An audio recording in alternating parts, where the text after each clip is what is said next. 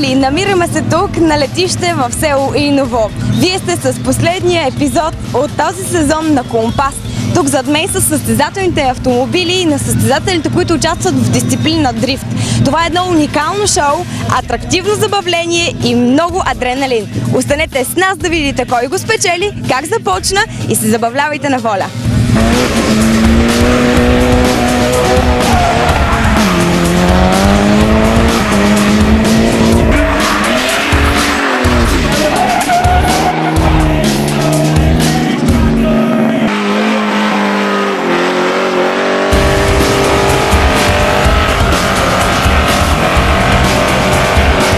Дрифта е най-новия, най-модерния, най-интересния и най-атрактивния моторен спорт. Може би е и най-въодушевяващото сливане на човек с машина, създавано някога.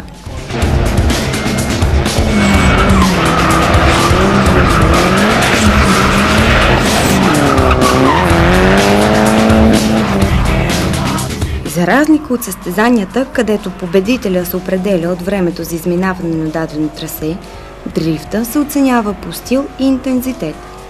Съдиите използват различни критерии и устройства, за да определят победителя. Използват така наречената телеметрия, която позволява по-обективно измерване на ъгъл на атака на завоя и скорост. Оценяват се още изпълнение, стил и количество пушек от гумите. Дрифта, или дорифто, както го наричат в Япония, извлича най-интересните елементи от различни форми на автомобилни състезания, усилва ги и прави фокус на изключително завладяващ нов моторен спорт. Дрифта в най-простата си форма съществува от създаването на автомобила. Най-просто може да се опише като oversteer състояние. Колата завива повече, отколкото самото завъртане на волана ще позволи. В резултат се получават по-стегнати траектории в завоя. Ако при oversteer целта е просто да се премине през завоя без да се завърти колата, волана се завърта в посока на занасянето, в посока обратна на завоя и педала на газта се спуска толкова, че да се възстанови сцеплението. Когато сцеплението започне да се възстановява, постепенно волана се връща обратно по посока на завоя и се продължава. Ако обаче целта е да се дрифти, веднага след влизане в завоя на скорост се използват една или няколко техники за нарочно намаляване на сцеплението на задните гуми и след това се модулира с педала на газта, за да се поддържа дрифта.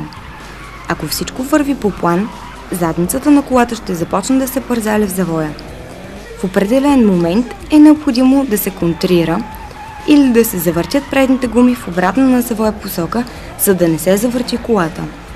При парзалянето си в завоя колата ще загуби малко скорост и ще намали достатъчно, за да могат задните гуми да възстановят достатъчно сцеплението си, при което волана се изправя и се излиза от завоя и дрифта. След всичко това, колата трябва да се подготви да направи същото в следващия завой, който обикновено е в другата посока.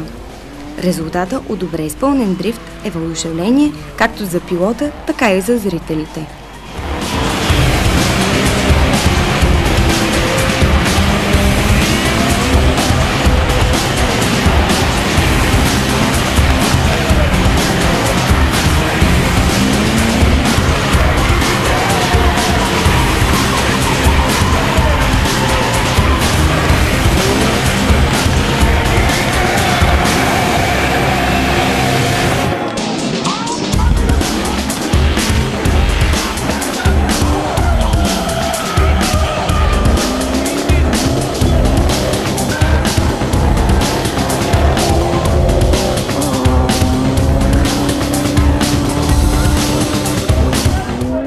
Всеки рън се оценява по 4 критерия – скорост, линия, ъгъл и изпълнение.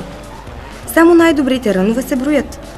Скорост е критерия, с който водачът преминава цялото трасе, а не само скоростта му на влизане в завоите, т.е. средната скорост за целия рън. Максимален брой точки се присъждат за висока скорост на навлизане и постоянна висока скорост през цялото трасе. Линия е идеалният път на състезания, по който автомобила трябва да премине през трасето. Линията е маркирана с вътрешни и външни маркери, както споменахме, наречени клипинг пунктове. Вътрешните клипинг пунктове са маркерите, където предната броня трябва да премине максимално близо до тази точка. Външните клипинг пунктове са маркерите, където задната броня трябва да премине максимално близо до тази точка. Ако даден клипинг пункт не се вижда пряко от съдийската кола, се използва система от флагове, които индикират дали автомобил е преминал близо до съответната точка. Ъгъл е критерия, който оказва обратното на контролиране и относителното приплъзване на задната ос, който пилота прилага през цялото трасе. Изпълнение. Изпълнение е критерия, който оценява общата визия и впечатление за целия рън. Пилотите трябва да демонстрират пълен контрол над автомобила през цялото време. Всички пилоти започват с 100 точки и им се отнемат точки, ако не успеят да следват изискванията на съдиите и трасето. Всеки от съдиите дава оценка от 100 възможни точки и резултатът е осреднен за всяка обиколка. Само най-високият резултат на даден пилот се брои. При завъртания, големи недозавивания или ако 4-те колела са извън пистата във всяка точка на трасето по време на преминаването, резултатът е 0 точки.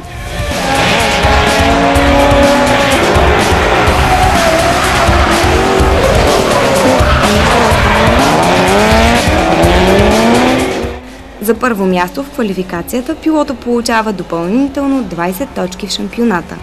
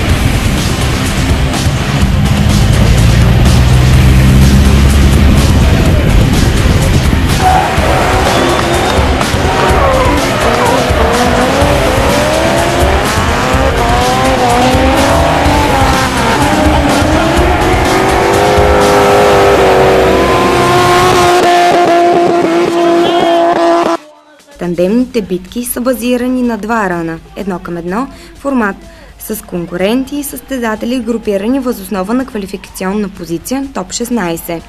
Тоест, най-добрите 16 влизат в тандемна битка. Пилотът с по-добра позиция от квалификацията ще води първия рън, а следващия рън разменят местата си с пилота с по-ниска позиция от квалификацията. Решаващ фактор за успех за водещия автомобил е да премине трасето с висока скорост и пълна газ, без да допуска грешка, докато е преследван от автомобила на противника. Преследващата кола трябва да се опита да притиска водещия автомобил най-малко със същия ъгъл или дори по-добър. Постоянството по време на тандемна битка е много важно. В повечето случаи пилота губи битката заради своите собствени грешки. Водещият автомобил трябва да успее да премине през цялото трасе без да прави грешки при пилота от разсейване, натиск или от преследващата кола. Клипинг точките се използват само в квалификациите и не се ползват по време на състезание. Квалификацията с клипинг точки показва на публиката уменията на пилота, пълния контрол над автомобила и позиционирането му на пистата според изискванията на съдиите. Битка без клипинг точки показва на публиката уменията на пилота как да натиска автомобила до лимита му по своя собствена линия и по време на натиск от опонента. Преследващата кола трябва да се движи поне толкова добре, колкото и водещата кола, което значи да се кара със същия ъгъл, но също така да упражнява и натиск на водещия автомобил. Също така, преследващата кола трябва да се опита да се движи с минимална дистанция, за да спечели точки.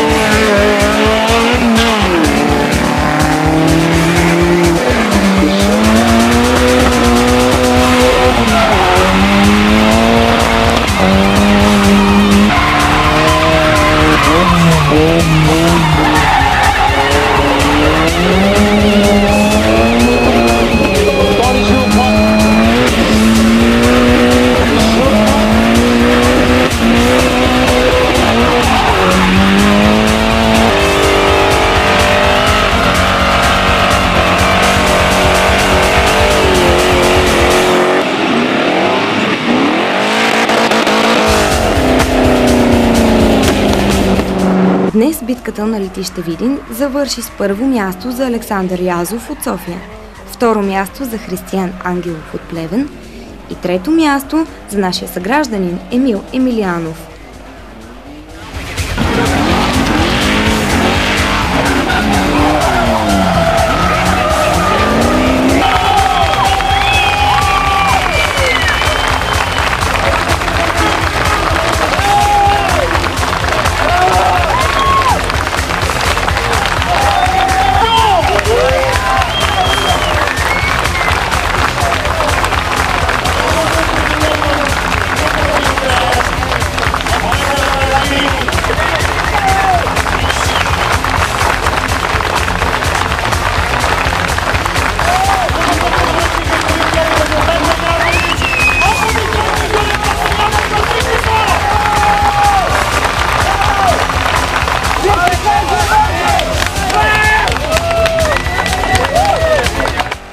Емил Емилианов с прякор Шарампоя сподели за Компас как се стига до победата. Здравей, спечели трето място тук на пистата във Видин. Какво е усещането? Усещането е доста голямо. Адреналин, тръпка, скорост, всичко е на макс. Как се реши да участваш в този тип спорт? От доста време се занимавам с този вид каране и реших най-накрая да участвам професионално в състезания и се сбъдна мечта. Я не кажи нещо за тая хубава кола. Колата е конструирана от една година с помощта на Ани Ванков и на Крум Крумов. Без тяхна помощ нямаше да мога да достигна това, което съм го достигнал сега. Всичко дължа на тях. За теб това работа или е хоби и какво е? Атракция, развлечение? Може би начин на живот. То е ежедневие. Със сигурност не ти е скучно. А скъпо ли се поддържа тази кола? Да, доста скъпо се поддържа колата.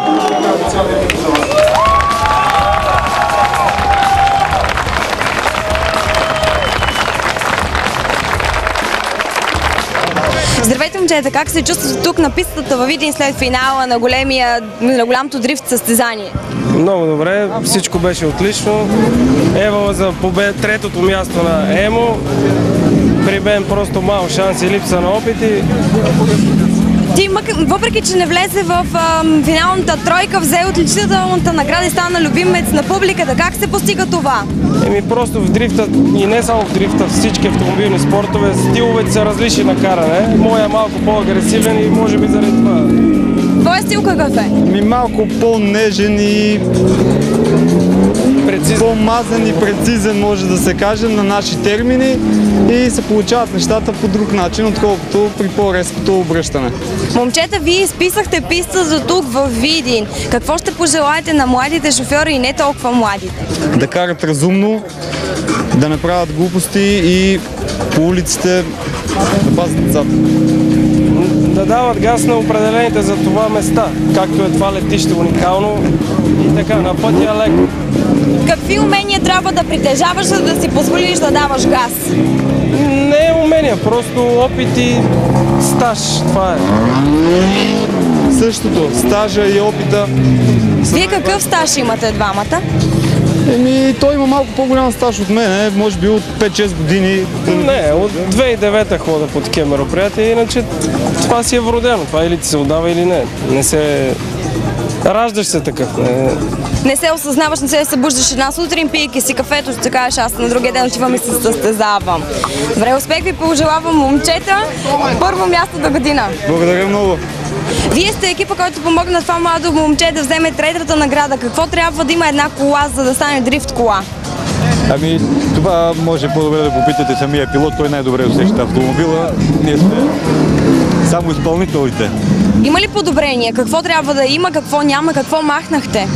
Ами аз смело мога да кажа на всички фенове, които не са запознати с този спорт, че нашата кола е много малко променена от серийния вариант и това ни прави чест, че момчето успя почти с сериен автомобил да се пребори с толкова професионално направени автомобили. Професионално направените автомобили си проличаха за първо и второ място. Там инвестицията е много голяма. Така че ние сме предоволни и за нас нашето момче е пръв преди тях, защото колата му е буквално серийна, с много малки подобрения. Аз с моята семейна кола мога ли да участвам в такова състезание? Не, изключено е с семейна, с серийна кола да се участва. Въпреки всичко трябва да се направят някои подобрения в завиването, в самото окачване, но при нас нещата много малко са променени. Така че смело казвам на всички фенове, че тук 70-80% от успеха беха благодарение на пилота. Значи добрият автомобил е също толкова важен. Аз чух, че трябва колата да е с задно предаване, за да е добра за дрифт. Това има ли значение? Разбира се, че има. Специално за това състезание колата е задължително да е с задно предаване, както има специални приспособления, като блокирани диференциали с подходящи предавки, както и подходящи гуми. С подходящи ъгли на завиване, странични наклони, надлъжни наклони и така нататък. Всичко значение. Колко струва една такава гума? Само едната гума? Една такава гума, минимум чисто нова за такава работа, за серийна гума говорим, не е специална, за около 100 лева. Не много добра обаче. Така, за това състезание колко гуми изразходвахте? Над 30 може би. Значи доста скъп спорт и доста скъпо хоби. Какво ще пожелаете на почитателите на този спорт? На почитателите на този спорт ще пожелаем повече емоции и повече присъствие да подкрепят момчетата, особено в видинското състояние, видинските пилоти да подкрепят. Пожелайте нещо на нашите зрители, на младите шофьори. Ами на зрителите им пожелавам да идват и на други състезания, които са извън Видин, да аплодират нашите момчета, защото имат нужда от това нещо. Адреналина много се дига, когато публиката е за даден пилот.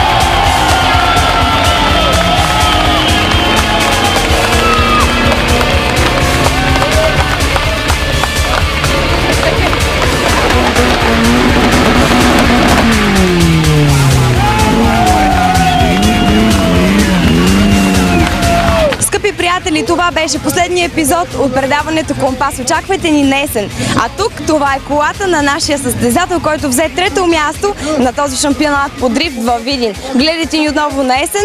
Весело лято!